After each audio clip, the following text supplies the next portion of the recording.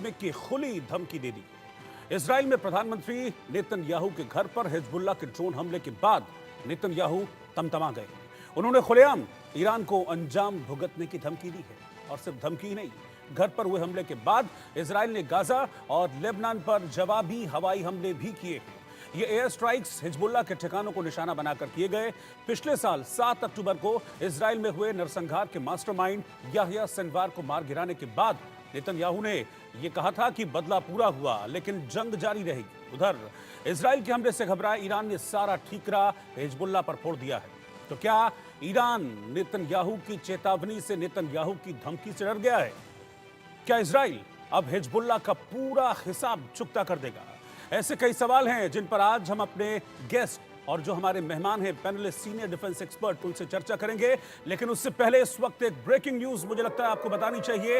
ये बड़ी खबर इस वक्त की सामने आ रही है, जहां घर पर हमले के बाद बेंजामिन नेतन्याहू ने पलटवार किया है। गाजा और लेबनान पर इजराइल की ओर से एयर स्ट्राइक की गई है। उत्तरी गाजा में हिजबुल्लाह के ठिकानों को निशाना बनाकर इजरायली आर्मी ने, आईडीएफ ने ये रॉकेट दागे हैं और इन हमलों में 73 लोगों की मौत हो गई है। तो जिस तरीके से इजराइल के प्रधानमंत्री बेंजामिन नेतन्याहू के घर को निशाना बनाकर ड्रोन अटैक किया गया था, 3 ड्रोन बेंजामिन नेतन्याहू के घर की तरफ बढ़ रहे थे, जिनमें से 2 को इजराइल ने मार गिराया था, लेकिन तीसरे ने हमला कर दिया था। उसके बाद अब जवाबी कार्रवाई की गई है बेंजामिन नेतन्याहू की तरफ से, इजरायली सेना की तरफ से, और एयर स्ट्राइक के जरिए गाजा में हिजबुल्लाह के ठिकानों को निशाना बनाया गया, जिसमें 73 लोग मारे गए हैं। रिपोर्ट आप देखिए। अभी नेतन्याहू का प्रण अब होगा आखिरी रण। नेतन्याहू के घर हमला, हिजबुल्लाह का होगा खात्मा। इजराइल का इंतकाम, कीमत चुकाएगा ईरान। हत्या का प्रयास, नेतन्याहू को मिला विपक्ष का साथ। नेतन्याहू आग बबूला, अब भुगतेगा ईरान हिजबुल्लाह। इजराइल के प्रधानमंत्री बेंजामिन नेतन्याहू के निजी घर पर हुए ड्रोन हमले के बाद नेतन्याहू आपे से बाहर हो गए हैं। नेतन्याहू ने ड्रोन हमले के जवाब में गाजा और लेबनान पर भीषण हवाई हमला किया। उत्तरी गाजा के बीत लाहिया शहर में हवाई हमलों में कई मकान और एक बहुमंजिला इमारत धराशायी हो गई। हमास मीडिया के मुताबिक इजराइल के हमले में कम से कम 73 लोगों की मौत हुई है। इजराइल के मुताबिक यह हमला बेहद सटीक और हमास के ठिकानों को निशाना बनाकर किया गया। अपने निजी घर पर लेबनान से हुए ड्रोन हमले के बाद बौखलाए नेतन्याहू ने दुश्मनों को अंजाम भुगतने की सीधी धमकी दी है। उन्होंने एक्स पोस्ट में लिखा, मुझे और मेरी पत्नी को मारने की कोशिश हिजबुल्लाह की बड़ी गलती है। इजराइल के नागरिकों को नुकसान पहुंचाने की कोशिश करने वालों को नतीजा भुगतना होगा। हमास नेता याह्या सिनवार की हत्या के बाद इजराइल के प्रधानमंत्री नेतन्याहू के घर को निशाना बनाया गया। आईडीएफ के मुताबिक लेबनान से इजराइल पर 3 ड्रोन दागे गए। इजरायली पीएम के घर पर हमला 70 किलोमीटर दूर से किया गया। हालांकि इजरायली फोर्स ने 2 ड्रोन को मार गिराया, लेकिन तीसरे ड्रोन को रोकने में विफल रहे। गनीमत थी कि हमले के वक्त नेतन्याहू और उनकी पत्नी घर पर मौजूद नहीं थे। इजराइल का डिफेंस सिस्टम तीसरे ड्रोन को रोकने में क्यों विफल हुआ, आईडीएफ इसकी जांच में जुटा है। उधर इजरायली हमले में याह्या सिनवार की मौत के बाद ईरान के supreme leader Ayatollah Ali Khamenei ने सोशल मीडिया पर कई पोस्ट किए और कहा कि सिनवार की मौत के बाद भी हमास खत्म नहीं हुआ है। इजराइल ने हमास के चीफ याह्या सिनवार को चांस एनकाउंटर में मार गिराया। इजराइल पर 7 अक्टूबर 2023 में हुए हमले का मास्टरमाइंड याह्या सिनवार ही था, जिसकी इजराइल को लंबे अरसे से तलाश थी। 7 अक्टूबर 2023 को इजराइल पर बड़ा हमला हुआ था। इजराइल पर 300 से ज्यादा रॉकेट दागे गए थे। कई 100 लड़ाके इजराइल में घुसे और कत्लेआम मचाया था। 200 से ज्यादा इजरायलियों को बंधक बना लिया गया था। याह्या सिनवार के मारे जाने के बाद नेतन्याहू ने कहा कि सिनवार मारा गया, लेकिन जंग अभी जारी है। पिछले 2 हफ्तों में इजराइल ने गाजा और लेबनान में ताबड़तोड़ हवाई हमले किए हैं, जिसमें 400 से ज्यादा लोग मारे गए। गाजा के स्थानीय अधिकारियों के मुताबिक इजरायली हमलों में अब तक 42,000 से ज्यादा फिलिस्तीनियों की मौत हुई, जिनमें आधे से ज्यादा महिलाएं और बच्चे हैं। वहीं लेबनान के स्वास्थ्य मंत्रालय के मुताबिक अक्टूबर 2023 से अब तक लेबनान में 2400 से अधिक लोग मारे गए हैं। घर पर हुए ड्रोन हमले के बाद नेतन्याहू ने चेतावनी दी है कि जो भी इजरायलियों को नुकसान पहुंचाएगा, उसे भारी कीमत चुकानी होगी। नेतन्याहू ने दो टूक कह दिया है कि इजराइल को जीत मिलने तक आतंकवादियों का खात्मा जारी रहेगा। Bureau report, India news. तो इस रिपोर्ट से आपको ये तो स्पष्ट हो गया, बिल्कुल क्रिस्टल क्लियर हो गया कि नेतन्याहू ने साफ कह दिया है कि जो भी इजरायलियों को निशाना बनाएगा उसको हम छोड़ेंगे नहीं, घर में घुसकर मारेंगे। और एग्जैक्टली अब यही कर रहे हैं नेतन्याहू, क्योंकि इस बार तो उनके घर को निशाना बनाया गया था, जिसके बाद नेतन्याहू आग बबूला हैं और ईरान और हिजबुल्लाह थर थर कांप रहे हैं। मेरे साथ इस समय 4 डिफेंस एक्सपर्ट साथ में जुड़ गए हैं। मेरे साथ इस वक्त मेजर जनरल रिटायर्ड जेके बंसल साहब, जो कि डिफेंस एक्सपर्ट हैं, वो साथ में जुड़ गए हैं। मेजर जनरल रिटायर्ड जेके परिहार साहब, डिफेंस एक्सपर्ट, वो भी इस वक्त साथ में हैं। Lieutenant general retired Sanjay Kulkarni साहब, former DG infantry, senior defence expert, वो इस वक्त साथ में हैं। Commander doctor Bhushan Diwan, war veteran और फॉर्मर इंडियन नेवी अफसर, आप भी साथ में जुड़ गए हैं। सर, आप सभी का स्वागत है। लेकिन सबसे पहले जेके बंसल साहब, मैं आपके पास आ रहा हूं। जिस तरीके से अब नेतन्याहू के घर को निशाना बनाया गया है, अटैक किया गया नेतन्याहू के घर पर, उसके बाद से नेतन्याहू अब सीधे तौर पर चेतावनी दे रहे हैं। वो कह रहे हैं अब चुप नहीं बैठेंगे, और इसका रिफ्लेक्शन दिख भी गया। गाजा में जो हिजबुल्लाह के ठिकाने पर अटैक किया गया, 73 लोग मारे गए। Thank you very much for inviting me.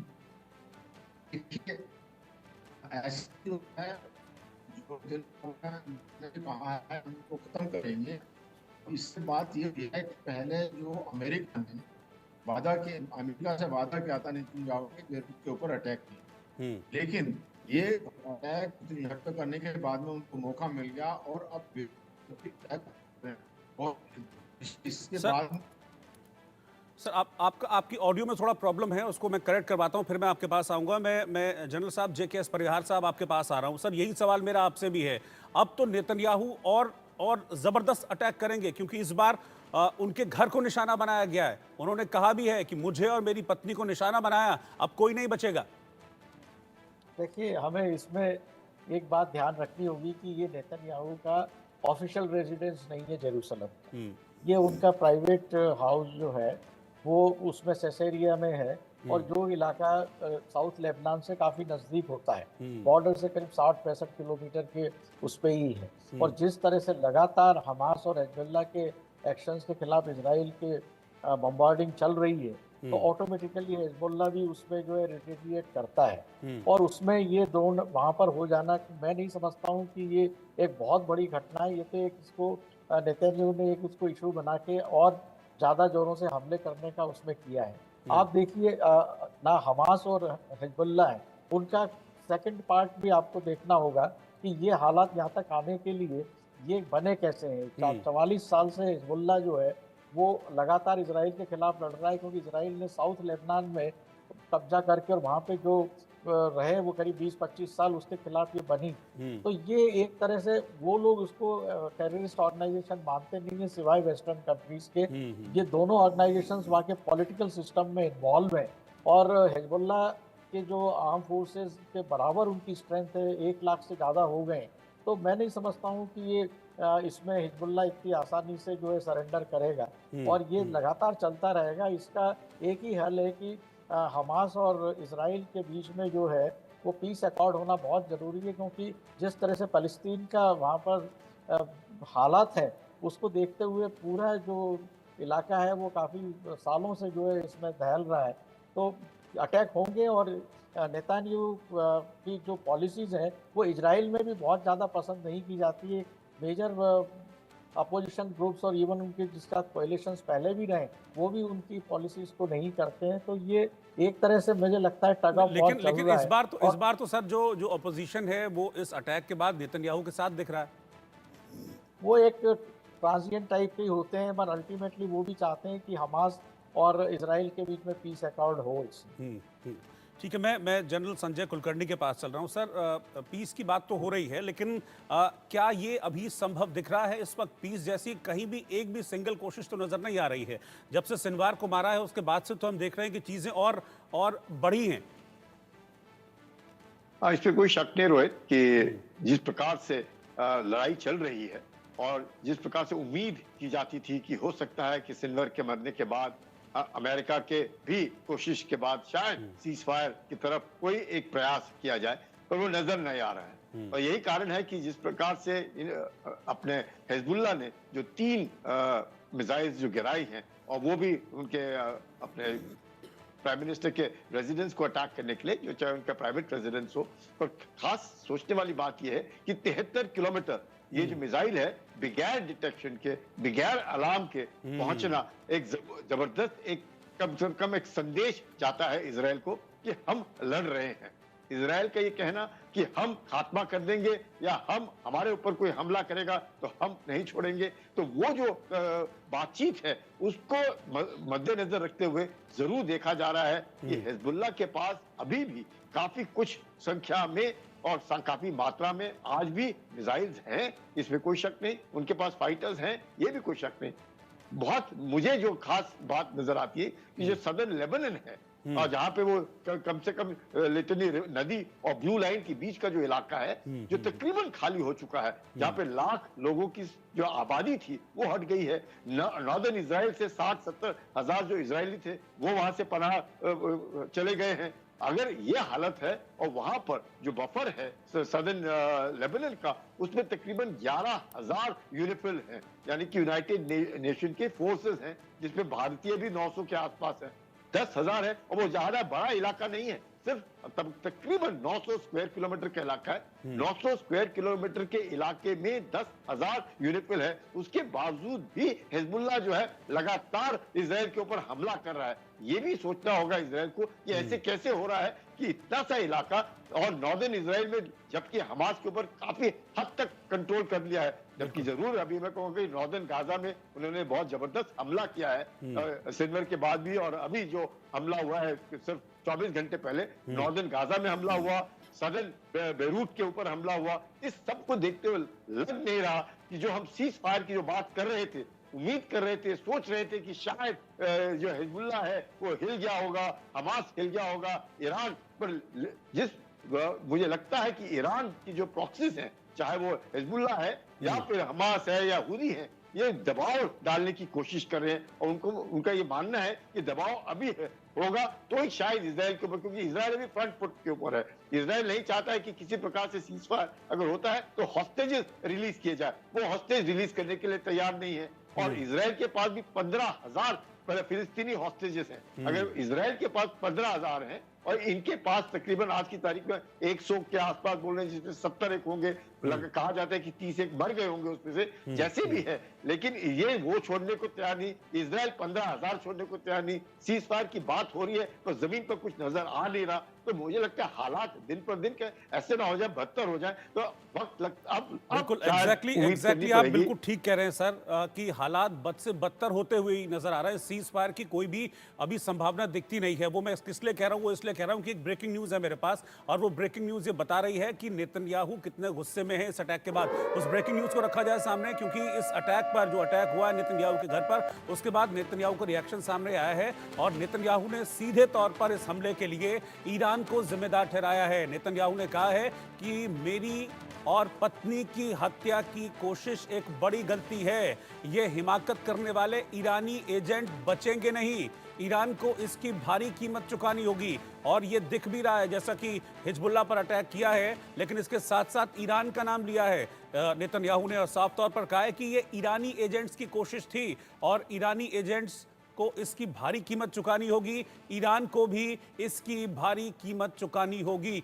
यानी कि सीधे तौर पर इजराइल वर्सेस हिजबुल्लाह तो हो ही रहा है। अभी हम देख ही रहे हैं कि लगातार ईरान जो हिजबुल्लाह है उस पर अटैक्स हो रहे हैं इजराइल की तरफ से। लेकिन नेतन्याहू के इस रिएक्शन के बाद एक बार फिर से इजराइल वर्सेस ईरान बनता हुआ दिख रहा है। मैं डॉक्टर भूषण दीवान आपके पास आ रहा हूं। इस धमकी को किस तरीके से देखें नेतन्याहू की? वो सीधे तौर पर नाम लेकर उन्होंने कहा है कि ईरान अब बचेगा नहीं, ईरानी एजेंट्स ने किया है ये सब कुछ जो किया है मेरे साथ। जी, आप अगर जब तक ये कल नेतन्याहू के रेजिडेंस पे, घर पे ड्रोन अटैक नहीं हुआ था, तब तक तो कयास लगाए जा रहे थे कि शायद संधि युद्ध विराम हो। पर ड्रोन से अटैक करके नेतन्याहू के घर पे एक प्लेट के ऊपर नेतन्याहू को, इजराइल को एक एक्सक्यूज दे दिया है कि वो तो पहले भी नहीं चाहते थे कि युद्ध विराम हो। इजराइल नहीं चाहता था। क्यों? वो तो फ्रंट फुट पे खेल रहे थे और सभी को दबा रहे थे, और वो चाहते थे आखिरी छोर तक लड़ाई लेके जाया जाए और ईरान तक को भी अटैक किया जाए। तभी आपको पता है यूएसए का anti ballistic missile defence system था, दूसरा वो भी वहां पे आ गया गल्फ में, और 900 मिलिट्री अमेरिकन सोल्जर्स उसको ऑपरेट करते हैं, और पूरी बिछात बिछी हुई है, और अमेरिका भी उसमें, उनको पता है, क्योंकि ईरान कह रहा था कि ईरान ने कहा है अगर हमारे पे दोबारा अटैक होता है, वो 1 अक्टूबर के बदले में इजराइल करता है, तो हम बहुत घोर जवाब देंगे। तो इस हिसाब से मेरे को क्या लगता है, जो एक एक्सक्यूज दे दिया है ड्रोन अटैक करके, ये प्लान था, अनप्लान था, हिजबुल्लाह की तरफ से, ईरान की तरफ से। लबोलबाब ये है कि इजराइल ने कह दिया ईरान को, भाई देखो ये तो शाखाएं हैं तुम्हारी, पेड़ की जड़ तो क्या ईरान है, हम आपको सीधा करेंगे। ये H1, H2, H3, Houthi, Hamas, Hezbollah, इनको तो ठीक है, आपके गुर्गे हैं ये। तो सवाल ये है ये कैसे आगे बढ़ेगा। आगे मेरी समझ में क्या है कि ये देखिए इलेक्शन है 5 नवंबर को यूएसए में जी, और अभी 2 हफ्ते हैं उस चीज को। तो ऐसा लगता है कि ये मौका ऐसा है, ये मौका अगर युद्धविराम हो जाता है तो इजराइल का भी ऐसा लगता था कि जब उन्होंने सिनवर को मार दिया है, तो सिनवर को मारने के बाद इजराइल अगर युद्धविराम में मान भी जाता है तो उनका नाक, सिर, टोपी नहीं छोटी होती, नाक नहीं कटता। क्यों? उन्होंने एक अचीवमेंट किया, सिनवर को मार दिया। पर जब अटैक कर दिया नेतन्याहू के घर पे, तो अब वो इजराइल भी चुप नहीं बैठ सकता है, तो चीज आगे भड़केगी। और भड़केगी क्या, अगले 2 हफ्ते रूस भी कहे अपने यूक्रेन में फंसा हुआ है, चीन भी फंसा हुआ है। तो ये अगर आपने ये अगर इजराइल ने, यूएसए ने मिलकर ईरान के ऊपर अटैक नहीं किया अभी, ये अगले 2 हफ्ते में, फिर तो इलेक्शन शुरू हो गए, 2-3 महीने नहीं होगा काम, और फिर पता नहीं क्या होता है। तो मेरे समझ में जो इजराइल चाहता है कि आखिरी छोर तक लड़ाई लेके जाया जाए, जिस टाइप से हम खेल रहे, देखिए युद्ध में केक वॉक नहीं है, आसानी से कुछ नहीं होता है, बहुत मुश्किलें हैं, आसानी तो बिल्कुल नहीं है। पर ये जो आर पार की लड़ाई इजराइल करना चाह रहा है, उनको सपोर्ट अंदर से भी मिल रहा है, ये मौका है, तो मुझे लगता है चीज बढ़ेगी। और यहाँ तक मैं कह रहा हूँ, ये जो आपके इजरायली न्यूक्लियर असेट्स हैं, ईरानी न्यूक्लियर असेट्स हैं, उन पे भी अटैक हो सकता है, क्योंकि जो ये बंकर बस्टर बॉम्ब्स जो हैं, वो जो इजराइल की न्यूक्लियर साइट्स 5 हैं, वो 100 फुट 150 फुट नीचे हैं पहाड़ी में, और यूएसए के पास वो बंकर बस्टर बॉम्ब्स हैं जो नीचे तक जाते हैं, फिर बाद में डेटोनेटर में एक्सप्लोड होते हैं। तो उनको यूज करके मेरी समझ में अगले हफ्ते में, अगले 5, 7, 10 दिन में कुछ ना कुछ होगा, नहीं तो इजराइल चुप नहीं बैठ सकता। और इस टाइप की जो लड़ाई हो रही है कहीं जा नहीं रही। हिजबुल्लाह पे इजराइल अटैक कर रहा है, उनके सोल्जर्स मर रहे हैं, हिजबुल्लाह इजराइल पे कर रहा है, ऊपर से लेबनान। और देखिए ईरान डरा हुआ है, ईरान ने कहा नहीं, हमारा कोई इसमें हाथ नहीं है, आपके ड्रोन अटैक के हमारा हाथ नहीं है। इसका मतलब क्या है, बिल्कुल सही आपने फरमाया कि वो ईरान इस पर डरा हुआ है, और ये इसी सब मौके को देखते हुए चीज आगे बढ़ेगी।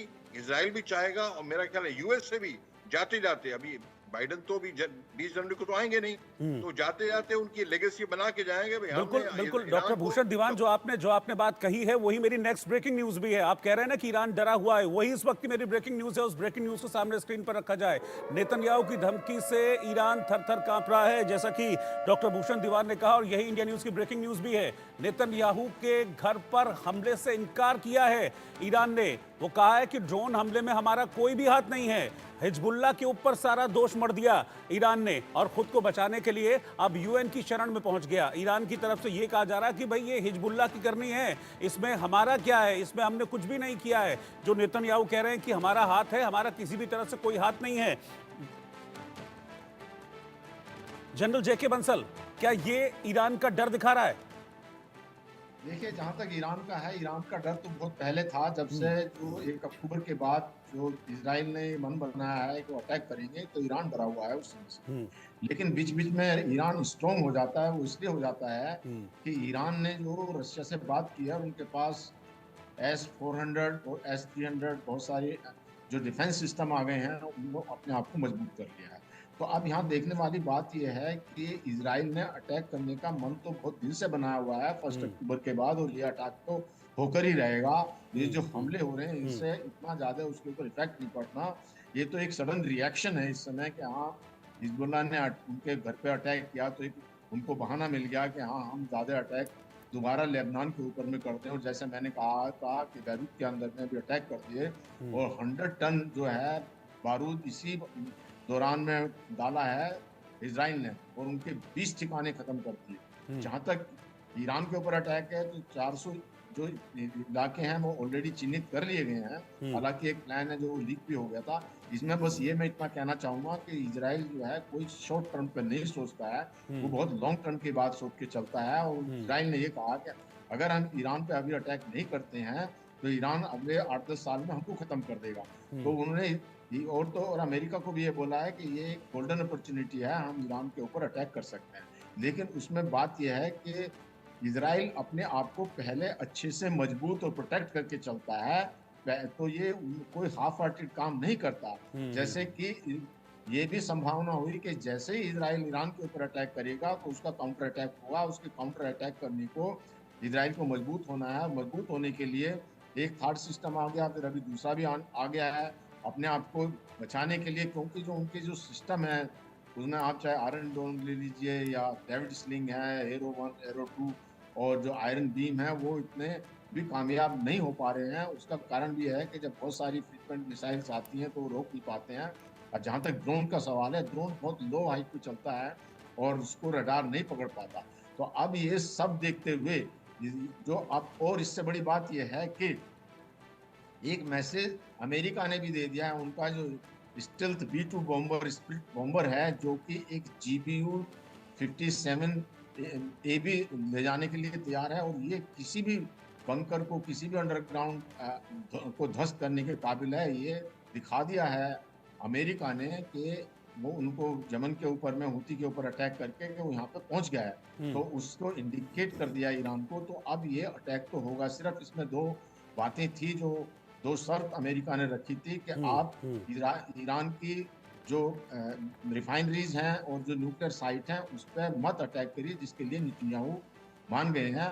एक बात मैं यहाँ बताना चाहूंगा कि जो ईरान के ऊपर अटैक है वो तो होना ही है। जहां तक इजराइल और अमेरिका के संबंध है वो एक छोटे भाई बड़े भाई की तरह से है।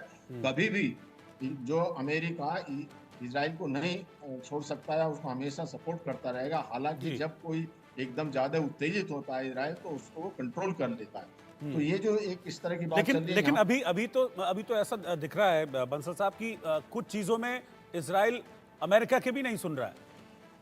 नहीं, ऐसा बात नहीं है, अमेरिका की बिल्कुल सुनता है। अभी जब अमेरिका की सुनने के लिए ये बताता हूं मैं, अभी रिसेंटली जब जो एड्स को कट कर दिया था इजराइल ने, तो अमेरिका ने एक लेटर भेज दिया था कि हम आपके वेपन काट देंगे। तो इमीडिएटली जो इजराइल ने जवाब दिया और फोटो भी भेजे कि हाँ हम एड्स को दे रहे हैं। मैंने आपको एक बहुत स्पेसिफिक बात कही है यहाँ कि वो तो ना सुनने का तो कोई मतलब ही नहीं है, लेकिन वो डांट डपट चलती रहती है। जैसे कोई होता है ना घर में बच्चा, वो जब तक सोचता है कि हाँ भाई माँ बाप या कोई भाई कब तक हमारे ऊपर कठोर नहीं है, तो अपनी थोड़ी बहुत मनमानी करता रहता है। लेकिन जब सख्त हिदायत आ जाती है तो अमेरिका की बात तो ना माने ऐसा तो हो ही नहीं सकता। लेकिन वो जो है कोशिश करता है कि हाँ हम कितना कर सकते हैं। अल्टीमेटली अमेरिका भी सबको देख के सोच के चलता है या हमको कवर तो अल्टीमेटली अमेरिका को ही देना है, तो अमेरिका की बात तो सुनता है। अब बात यहाँ पर ये है कि याह्या सिनवार के बाद में जो एक इजराइल का और अमेरिका का मन ये था कि इधर गाजा में युद्ध बंद हो जाए, और नेतन्याहू ने कहा भी था कि मैं एक मैसेज दे रहा हूँ फिलिस्तीनी को कि अगर वो हथियार डाल दें तो हमारे बंधक वापस कर दें तो हम लड़ाई बंद कर देंगे। और तो और यहाँ तक भी बात चल रही है कि जो याह्या सिनवार का शव है, जो उसका लाश है या डेड बॉडी है, उसको देने के लिए भी कुछ ऐसी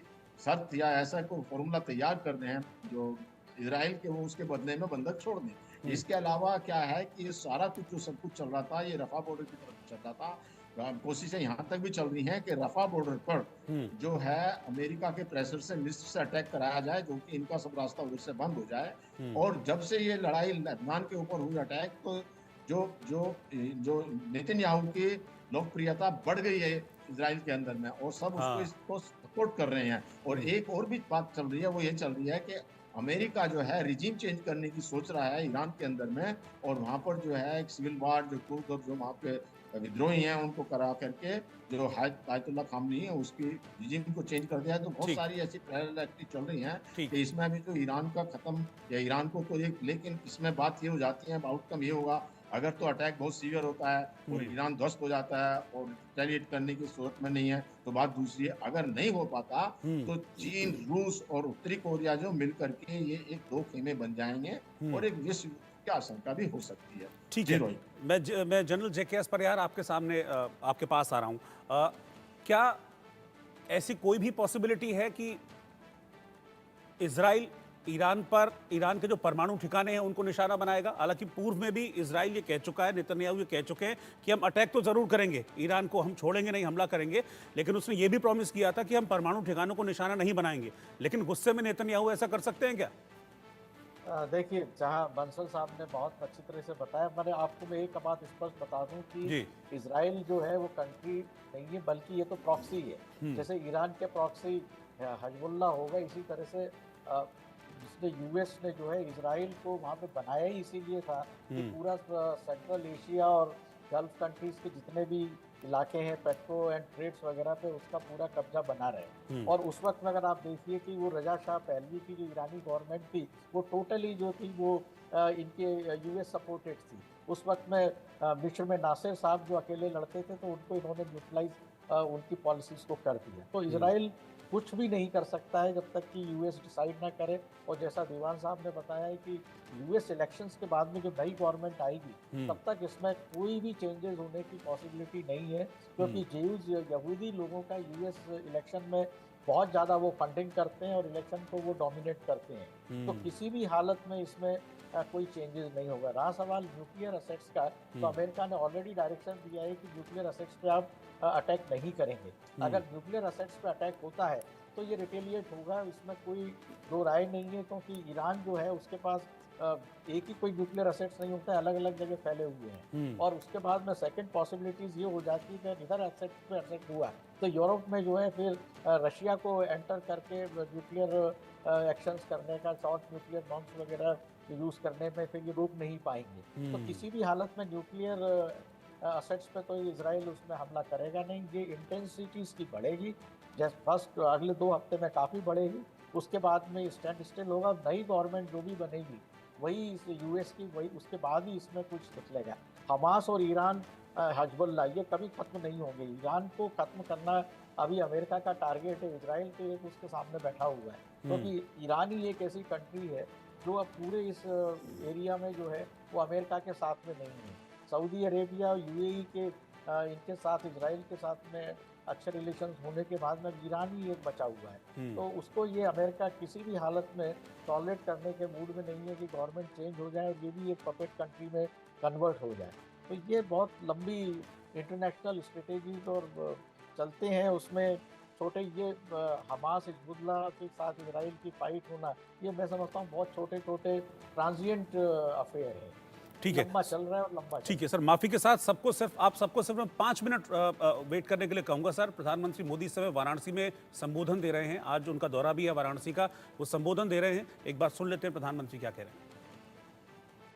लोकार्पण करके आपके पास आया हूं और ईरान इस हमले के लिए पूरी तरीके से जिम्मेदार है। हिजबुल्लाह को ईरान ने पाला है, तो फिर ईरान इस अटैक के लिए जिम्मेदार कैसे नहीं है। मेरे साथ मेरे सभी खास मेहमान डिफेंस एक्सपर्ट जुड़े हुए हैं। मैं जनरल संजय कुलकर्णी आपके पास चल रहा हूं। जो इजराइल के विदेश मंत्री हैं उनके स्टेटमेंट को आप कैसे देखते हैं? वो बात तो सही कह रहे हैं, गलत तो कुछ भी नहीं है, कि ईरान इस हमले की जिम्मेदारी से बच कैसे सकता है। हिजबुल्लाह को दाना पानी खाद कौन देता है, कौन हथियार, कौन पैसा, कौन फंडिंग करता है, और अब ये कह देना कि नहीं मेरा हाथ नहीं हिजबुल्लाह का हाथ है, ये डर दिखाता है ईरान का। बिल्कुल रोहित, ईरान हड़बड़ा गया है। ईरान के ऊपर हमला ऑलरेडी शुरू है, चाहे वो डायरेक्ट कन्वेंशनल वॉर ना हो, साइबर वॉर इतना अधिक है कि ईरान के पावर सप्लाई, ईरान का एनर्जी, ईरान के एटीए, जितने भी हवाई अड्डे हैं, उन सब पे इतना जबरदस्त हमला चल रहा है कि ईरान को अब डर लगने लगा है कि कहीं ऐसा ना हो कि उनका जो रेजीम है वो रेजीम चेंज। और ईरान ही एक ऐसा देश है जहां पर आज की तारीख में हम लोगों को सुन करके आश्चर्य होगा कि लोग इस्लाम धर्म छोड़ रहे हैं, किसी और धर्म को नहीं अपनाते, बोलते हमें इस्लाम नहीं करना है। तो ये जो एक भावना ईरान के अंदर पैदा हो रही है वो एक डरावनी भावना ईरान को है, क्योंकि ईरान एक बहुत पुरानी सभ्यता है और ईरान में भी तरह तरह के रिलीजन आकर के गए हैं। तो ईरान इस तरह की हलचल नहीं चाहता है, इसलिए ईरान अपने आप को दूर रखने की कोशिश कर रहा है। जहां तक उनके न्यूक्लियर इंस्टॉलेशन का सवाल है, न्यूक्लियर इंस्टॉलेशन के ऊपर हमला जो अभी है वो साइबर है, लेकिन कन्वेंशनल हमला करना बहुत कठिन है। क्यों कठिन है? तकरीबन 1.5 किलोमीटर नीचे है और जितने भी हम लोगों के पास आज की तारीख में बंकर बर्स्टिंग बॉम्ब्स हैं, कितने भी डीप पेनिट्रेशन तकरीबन 600 मीटर के आसपास जा पाते हैं, लेकिन 1.5 किलोमीटर जाना इतना आसान नहीं है। और ईरान जानता है कि क्यों उसने बनाए हैं। यही नहीं, ईरान के साथ आज की तारीख में रूस खड़ा है, ईरान के साथ आज की तारीख में चीन खड़ा है, ईरान को नॉर्थ कोरिया से पूरी सहायता मिल रही है न्यूक्लियर की। तो अमेरिका भी जानता है कि इस तरह का एक नया कोई परेशानी ना खड़ी हो जाए। आज ईरान भी आईनेक्स 2024 एक्सरसाइज कर रहा है 9 देशों के साथ, जिसमें रूस और चीन शामिल। वो ओशन में पूरा मैरीटाइम एक्सरसाइज उसकी शुरू है। तो ईरान एक ऐसा देश है, जरूर हड़बड़ाया है। ईरान आज की तारीख में युद्ध के लिए तैयार नहीं है, लेकिन अगले जो 15 दिन के इलेक्शन का समय इसको इजराइल को मिलता है, इस 15 दिन के अंदर हमास जो तकरीबन, मैं कहूंगा तकरीबन घुटने टेकने के ऊपर आ गया, उसके ऊपर वो जोर देंगे कि हमास की अगर पूरी की पूरी कमर टूट जाए, हमास के गाजा पट्टी के अंदर ये पूरे जो घुसे हुए हैं इजरायली, अगर वो हथियार अपने डाल देते हैं किसी तरीके से, हॉस्टेजेस तो आ जाएंगे अपने आप, अगर हथियार डाल देते हैं गाजा पट्टी में, हमास का बिल्कुल ही खत्म हो जाता है और डिसआर्म हो जाता है, तो मुझे लगता है यही 15 दिन का मौका है इजराइल के पास। अमेरिका भी इंटरफेयर नहीं करेगा, अमेरिका भी इनको पूरी मदद करेगा। अमेरिका ने अपने थर्ड मिसाइल भेज रखे हैं इजराइल के अंदर, तकरीबन 200 एयरक्राफ्ट पहुंचे हैं, 1000 अमेरिका के पूरे के पूरे एयर डिफेंस इक्विपमेंट को संभालने के। तो इजराइल की पूरी यकीनन इजराइल का भी अस्तित्व खत्म नहीं हो सकता, और इजराइल भी हमास, हिजबुल्लाह और हुदी का अस्तित्व खत्म नहीं कर सकता। ये आइडियोलॉजिकल वॉर है, और ऐसे आइडियोलॉजिकल वॉर में आप डिसआर्म करने की कोशिश कर सकते हैं, वो आज की तारीख में सिर्फ हमास डिसआर्म हो जाएगा। हिजबुल्लाह जो है बहुत मुश्किल है, क्योंकि लेबनान जो है इसमें भी 3 तरह के लोग हैं, सुन्नी 30%, शिया 30%, आपके क्रिश्चियन लोग 30%। तो ऐसे इसमें लेबनान के ऊपर भी इजराइल उस तरीके से, और लेबनान में किसका इन्फ्लुएंस भी है, फ्रांस का भी इन्फ्लुएंस है, कतार का भी इन्फ्लुएंस है, यूएसए का भी इन्फ्लुएंस है। तो लेबनान के ऊपर उनको लगता है कि किसी न किसी तरीके से संभाल, लेकिन हमास जो है, अगर हमास घुटने टेक देता है अगले 15 दिन के अंदर और यूएस इलेक्शंस के होने से पहले, तो ये एक तरीके से जरूर मैं कहूंगा कि इजराइल की विक्ट्री माना जाएगा, और घुटने टेकने के बाद हमास भी खत्म है, क्योंकि कहां है वो जो मशाल है, वो किधर है, जो नेक्स्ट लीडर लेने को तैयार है वो कहां है, कतार में है। तो मशाल जिसके हाथ में है और जिसके पीछे काफिला होना चाहिए, वो तो कतार में बैठा हुआ है, वो तो हमास में है ही नहीं। तो हमास का तो नेतृत्व खत्म है, उधर कुछ भी नहीं रहा है सिवाय इक्के दुक्के इधर उधर भागने वाले लोग। तो हमास मुझे लगता है, और गाजा पट्टी जो है अगले 15 दिन के अंदर मेरे ऐसी राय है कि वो खत्म है, गाजा पट्टी का खत्म। उसके बाद हिजबुल्लाह में सदर्न लेबनान चाहिए सिर्फ इजराइल को बफर के लिए, जिससे कि नॉर्दर्न इजराइल के ऊपर हमला बार बार ना हो। तो इसमें मुझे लगता है, और ईरान घबराया हुआ है, ईरान जरूर घबराया है, इसलिए इस तरीके के वो स्टेटमेंट दे रहा है कि हमने नहीं किया है, वो तो हिजबुल्लाह का पता नहीं अपना क्या एक्शन है। ये क्यों कह रहा है? क्योंकि घबराया है, उसके ऊपर साइबर वॉर ऑलरेडी स्टार्टेड है, और उस साइबर वॉर के कारण ही ईरान जानता है कि अगर ये हालत आज है, जब एक भी गोली फायर नहीं हुई है, और उनको एटीसी कार में दिक्कत आ रही है, उनको पावर कट डाउन करना पड़ रहा है, उनके खामेनी साहब छुपे हुए हैं, तो ऐसी हालत में ईरान भी घबराया है। और इजराइल जो है बिल्कुल ही जिसे बोलते हैं खुला मैदान है अगले 15 दिन के लिए, क्योंकि अगले 15 दिन अमेरिका इनके साथ खड़ा दिखेगा। अगर कुछ हुआ तो अगले 15 दिन में होगा।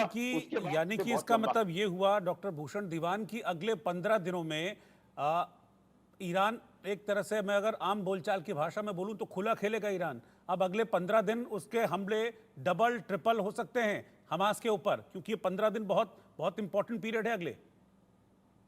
एक्चुअली रोहित जी, मेरा इसमें आंकलन एक अलग है। हाँ, बात यह है कि अभी जो पारी है कौन खेल रहा है? इजराइल खेल रहा है जी। ना, तो ईरान खेल रहा है पारी, उनके हाथ में इनिशिएटिव खत्म हो चुका है। ईरान भी, हिजबुल्लाह भी, हमास भी, हूती भी। बात सवाल ये है, क्या अमेरिका और इजराइल तो एक ही बात है, मतलब मैं तो वो डिफरेंस ही नहीं है। और जो कहते हैं हमने लेटर लिखा और मान गए नहीं माने, ये तो नूरानी कुश्ती है। अमेरिका चाहता है कि ईरान को तबाह करना है अगले 15 दिन में कि नहीं।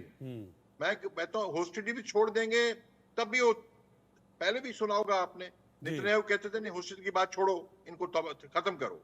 और दूसरी बात क्या है, ये जो कहना, ये मैं मानता हूं कि एक आइडियोलॉजी को खत्म नहीं कर सकते आप जी। जब आप, हमारा सिख टेररिज्म खत्म हो गया पंजाब में, सऊदी यूएई इतने कट्टर थे, वो ठंडे हो गए, तो चीजें बदल रही हैं। तो जब सिर खत्म कुचला जाएगा, तो ये अभी 15-20 साल के बाद ही ऊपर उभरेंगे। नहीं, सस्ता रोए बार बार, महंगा रोए एक बार। तो ये क्या होगा, अभी अगर खत्म किया आपने तो कम से कम 10-15 साल शांति, नहीं तो 3-4 साल शुरू हो जाएंगे।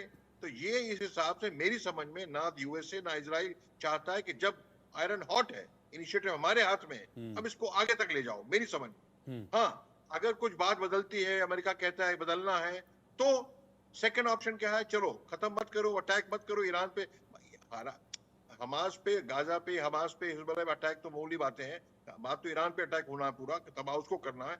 अगर वो कोई चीज और बनती है, फिर उनका सेकंड ऑप्शन क्या है, प्लान बी क्या है अमेरिका इजराइल का? चलो भाई होस्टेज मिल रहे हैं हमें, तो चलो हम कहते हैं होस्टेज मिल गए, हमको भी हम जीत गए, चलो हम युद्ध विराम कर रहे हैं।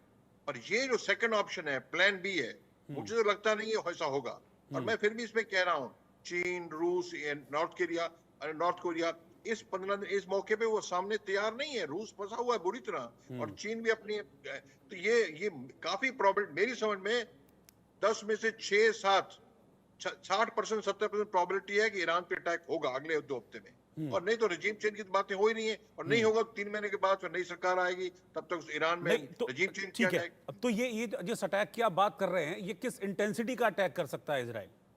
100% full out and out war. अभी देखिए ईरान को मालूम है, ईरान ने आज स्टेटमेंट दिया है क्या, जो अरब नेशन सपोर्ट कर रहे हैं इसको, यूएसए को, उनको हम देख लेंगे और हम उनको भी तबाह कर देंगे, सुना होगा आपने।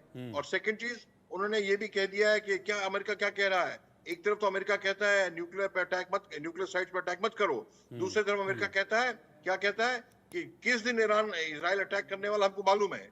आज स्टेटमेंट आई है ईरान की कि जो कह रहा है हमें जिस दिन अटैक करने वाला इजराइल हमें मालूम है, हम उसको गिल्टी पकड़ेंगे, उसका कॉलर पकड़ेंगे, उसको गलत मानेंगे। ये भी ईरान ने कहा है। गर्मी बहुत बढ़ रही है, तो इस गर्मी के अंदर ये मौका है, इस गर्मी में किसका पलड़ा भारी है? यूएस से इजराइल का पलड़ा भारी है। अब क्वेश्चन ये है कि इसको कहां तक पार पहुंचाना है अगले 15 दिन में कि नहीं। मेरी समझ में तो 60% 70% चांस है कि इसको पार पहुंचाएंगे। क्यों? पलड़ा भारी है, गर्मी दोनों तरफ है, दोनों जान रहे हैं। ठीक है। और कभी लड़ाई तो आसान नहीं होती, कभी भी तो होगी, मुश्किल ही होगी ना। तो ये मौका ऐसा, तो ये इसका फायदा उठाया जाएंगे, यूएसए और इजराइल फायदा उठाएंगे। और मैं कहता हूँ दुनिया के लिए भी अच्छी चीज है, क्योंकि ये उन्मादी तत्व जो है, जो मतलब 7 अक्टूबर 23 को क्या करते हैं, मतलब देख ली क्या करते हैं, उनको मतलब आसुरी बर्ताव है, और किडनैप करके और उनको रेप किया, अल्लाह अकबर बोल रहे हैं, ये गलत। बांग्लादेश में हिंदू तुम मुसलमान बनो नहीं तो मार देंगे, ये चीज खत्म होनी चाहिए।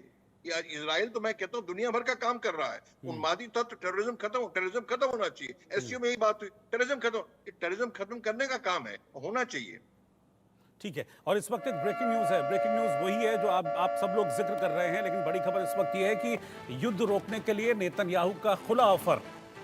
नेतन्याहू ने कहा है कि हमास के सामने शर्त रखी है, कहा है कि सारे इजरायली बंधक हमको वापस कर दो। हमास से कहा है कि इतने हमारे लोग तुम्हारे पास बंधक हैं, उनको वापस कर दो। इजराइल के सामने हमास हथियार डाल दे, हमारी ये शर्त मान लो तो कल से हम युद्ध खत्म कर देंगे। ये नेतन्याहू की तरफ से खुला ऑफर हमास के लिए दिया गया है कि आप हथियार डाल दीजिए, हमारे लोग छोड़ दीजिए, हमारे सामने घुटने टेक दीजिए, कल से युद्ध बंद हो जाएगा। जनरल जेके बंसल, ये एक आईवॉश की तरह है, ऐसा हमास करेगा नहीं, ये बात शायद नेतन्याहू भी जानते हैं। नहीं, ऐसा नहीं है, ये आईवॉश नहीं है, उसमें कोशिशें हो रही हैं, क्योंकि अब हमास खत्म हो चुका है और हमास की भलाई भी इसमें ही है। क्योंकि हमास जो है वो सिनवार ने भी क्या पाया, अपने आप को भी खत्म कर लिया, 42,000 लोग वहाँ ऑलरेडी मर चुके हैं। और अभी किसी भी तरह का अटैक हमास की तरफ से, तो वो हमास जो फिलिस्तीनियों का नुकसान है, इजराइल तो अपना लगा हुआ है, वो तो छोड़ेगा। इसी प्रकार से जो है लेबनान के ऊपर, तो इजराइल ने ये ठान लिया है कि अब उस एरिया को सुरक्षित बनाना है। जो अभी अटैक किया है इजराइल ने लेबनान के अंदर में भी, तो उनकी कई सुरंग जो है ध्वस्त कर दी है। इसी प्रकार से वो जो है ईरान को भी खत्म करने की मंशा बना चुका है। और जहां तक ये स्टेटमेंट है कि ईरान डरा हुआ है, ये सब एक नरेटिव है, स्टेटमेंट्स हैं, इनकी थोड़ा सा एक साइकोलॉजिकल वार कह सकते हैं, तो कोई फायदा नहीं है। अगर मान लिया ईरान ये कहता है कि जी हमने नहीं किया, तो इसका मतलब ये तो नहीं है कि वो जो है इजराइल अटैक नहीं करेगा। और एक बात मैं यहाँ थोड़े उस दावे से कहना चाहता हूँ कि जो ये इलेक्शन है, इसका कोई फर्क पड़ने वाला नहीं। इसका फर्क इसलिए नहीं पड़ने वाला है कि ट्रंप ने तो खुलेआम कहा है कि मैं जो है इजराइल को ज्यादा सपोर्ट करूंगा, ये बोला है। तो चाहे हैरिस आए या ट्रंप आए, तो सपोर्ट तो बरकरार रहेगी। और जो इजराइल की और यहूदियों की लॉबी है बहुत स्ट्रॉन्ग है, इकोनॉमिकली भी, और उनके वोट बैंक भी हैं, तो ये खत्म नहीं होने वाला। ठीक है। अब जहां तक न्यूक्लियर की बात है, वहां पे भी ये कहना चाहूंगा कि अमेरिका भी चाहता है, कमला हैरिस का ये स्टेटमेंट था कि हम जो न्यूक्लियर वेपन ईरान को नहीं बनाने देंगे, लेकिन वो ये भी जानते हैं कि न्यूक्लियर अटैक से ये अभी खत्म नहीं होने वाले हैं और ना ही इजराइल अटैक कर सकता है, क्योंकि उनको अटैक करने के लिए अभी 6 जगह हैं, तूफान है, नंताज है और बहुत सारी ऐसी जगह हैं, वो कहाँ कहाँ अटैक करेंगे। ठीक है। और जो बहुत बड़े हथियार या जो B2 बॉम्बर की जरूरत है, स्टेल्थ की जरूरत है, वो तो अमेरिका के पास है, ठीक वो जो है। है नेतन्याहू के पास तो है नहीं, तो ये सिर्फ अमेरिका की मर्जी से ही हो सकता है, अन्यथा नहीं होगा। ठीक है सर, सबसे एक क्विक रिएक्शन, क्योंकि अब मेरे पास सिर्फ अगला 1 मिनट बचा है इस उसमें। जनरल परिहार, आपके पास आ रहा हूं, ये वॉर और इंटेंस होगी आने वाले कुछ दिनों में, क्विक रिएक्शन। जी हाँ, बिल्कुल इंटेंस होगी, क्योंकि दोनों तरफ से जो है टारगेट फिक्स है, ईरान को खत्म करना है। ईरान खत्म नहीं होगा, हमास खत्म नहीं होगा, क्योंकि फलस्तीन का जो हाल गाजा में इजराइल ने किया हुआ है, वो एक हमास खत्म होगा 10 और खड़े होंगे। ठीक है जनरल कुलकर्णी, इसी पर आपका भी रिएक्शन। ईरान के ऊपर हमला नहीं होगा, क्योंकि तेल के भाव इतने बढ़ जाएंगे कि कोई भी विश्व में नहीं पार कर। अभी ही बढ़ गए हैं 10%, $200 प्रति बैरल बढ़ेगा और उसके बाद तो पूरा विश्व ही खत्म हो जाएगा। तो ईरान के ऊपर हमला नहीं होगा, क्योंकि सब कोई जानता है 1,15,000 बैरल दिन के वहां से निकलते हैं। ईरान तो का प्रोडक्शन अलग छोड़ो, बाकी देशों का स्ट्रेट ऑफ हॉर्मुज से निकलता है। ठीक है कमांडर दीवान, ईरान पर अटैक होगा नहीं होगा? जरूर होगा, आज नहीं तो जब भी होगा। तो ये ऑयल वाला प्रॉब्लम तो रहने वाला है, 30 साल तक दुनिया ऑयल यूज करेगी, तो होना है तो 15 दिन में पुरजोर अटैक ईरान पे होगा। और बल्कि न्यूक्लियर ऑयल पे तो होगा ही होगा, न्यूक्लियर पे भी होगा। और by the way, maximum Iran का जो ऑयल है वो चीन ही लेता है। अगर वो ईरान की इकोनॉमी तबाह हो जाएगी, चीन को भी ऑयल नहीं मिलेगा, तो ये मौका बहुत अच्छा है, होगा। ठीक है जनरल बंसल, आपका आखिरी रिएक्शन। बिल्कुल ईरान के ऊपर अटैक होगा, सिर्फ 2 सूरत में नहीं हो सकता है कि या तो वहाँ की रिजीम चेंज हो जाए, और सेकंड जो है एक ऑफर दिया है इजराइल ने कि भाई ईरान जो हिजबुल्लाह को वहां से विड्रॉ करा लिया जाए, वो हथियार डाल दे, और जब चाहे ईरान जो इजराइल है अपने अटैक कर सकता है। इस तरह की अगर कोई स्थिति बनती है तो शायद जिसका बनने की जो सूरत नहीं है, तो अटैक तो ईरान के ऊपर होगा ही। ठीक है, अटैक होगा ईरान के ऊपर। जो ईरान का डर है वो सच भी साबित हो सकता है आने वाले कुछ दिनों में। जनरल बंसल, जनरल परिहार, जनरल कुलकर्णी और कमांडर दीवान, आप सभी का शुक्रिया साथ में जुड़ने के लिए इस डिबेट में। बहुत बहुत शुक्रिया आपका साथ जोड़ने के लिए। और फिलहाल वक्त एक ब्रेक का है।